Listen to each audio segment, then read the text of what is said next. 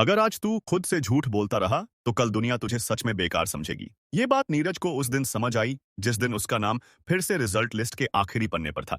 तीसरी बार फेल। कमरे में सन्नाटा था। बाहर लोग पटाखे फोड़ रहे थे। किसी का सिलेक्शन हुआ था, किसी की नौकरी लगी थी। नीरज खिड़की के पास बैठा था, हाथ में वही पुरानी किताबें जिनसे अब उसे नफरत होने लगी थी। पिता चुप थे। माँ ने बस इतना कहा, कोई बात नहीं। लेकिन वही कोई बात नहीं नीरज के सीने पर पत्थर बनकर गिर गया। उसे लगा जैसे वह सबका बोझ बन चुका है। दोस्तों के फोन आने बंद हो गए थे। रिश्तेदारों ने सलाह देना शुरू कर दिया था, इससे कुछ नहीं होगा, कोई छोटा काम पकड़ लो। उस रात नीरज ने पहली बार खुद से सवाल किया, क्या मैं सच में बेकार हूँ या मैंने कभी खुद को मौका ही नहीं दिया? उसे एहसास हुआ कि वह अब तक मेहनत से ज्यादा बहाने करता रहा है। उसी पल उसने तय किया कि अगर हारनी भी पड़ी तो इस बार पूरी ताकत लगाने के बाद हारेगा। कम से कम खुद की नजरों में गिरा हुआ नहीं रहेगा। अगले दिन से नीरज की जिंदगी बाहर से वही थी, लेकिन अंदर कुछ बदल चुका था। अब वह भीड़ से भागने के बजाय खुद से टकराने लगा था। उसने किताबें बदली, तरीका बदला और सबसे जरूरी सोच बदली। पढ़ाई अब डर नहीं लगती थी, बल्कि जवाब लगने लगी थी। दिन में वह छोटे मोटे काम करता और रात को पढ़ता। कई बार दिमाग था जवाब दे जाता, लेकिन वह खुद से कहता, थकना मना नहीं है,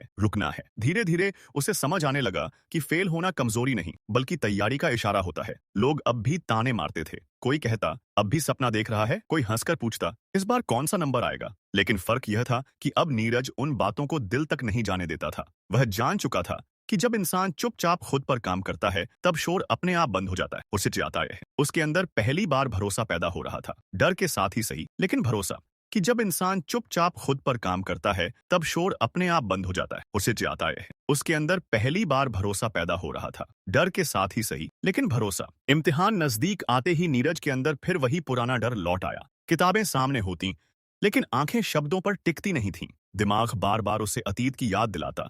3 बार की नाकामी, लोगों की हंसी, रिश्तेदारों की सलाहें। कई रातें ऐसी गुजरीं जब वह बिस्तर पर लेटा छत को देखता रहा और सोचता रहा कि अगर इस बार भी सब गलत हो गया तो क्या होगा। एक पल के लिए उसके मन में आया कि शायद वह खुद को ज्यादा ही बड़ा समझ रहा है। फैक्ट्री, दुकान या कोई छोटा काम, वही उसकी किस्मत होगी। लेकिन अगले ही पल उसे याद आया कि यही सोच तो अब तक उसे पीछे खींचती आई है। एक रात उसने किताब बंद की, मोबाइल अलग रखा और खुद से पहली बार ईमानदारी से बात की। उसने माना कि डर है, लेकिन यह भी माना कि उसने पहले से ज्यादा मेहनत की है।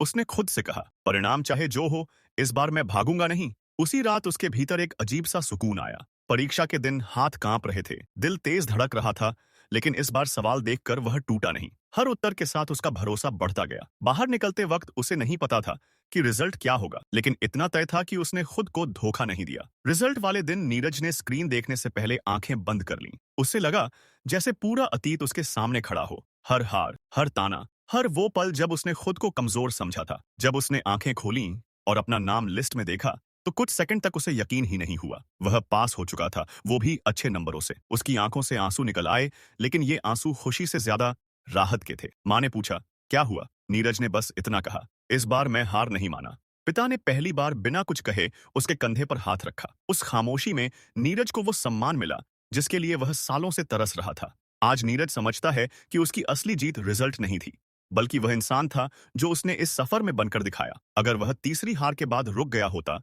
तो यह कहानी कभी शुरू ही नहीं होती। यह कहानी किसी एक नीरज की नहीं है, यह हर उस इंसान की है जो खुद को पीछे मान चुका है। याद रखो, जिंदगी में सबसे बड़ा रिस्क कोशिश न करना है। अगर तुम आज भी खड़े हो तो खेल अभी बाकी है। खुद को आखिरी मौका नहीं, अगला मौका दो, क्योंकि कभी कभी जीत बस इस बात का नाम होती है कि तुम रुके नहीं।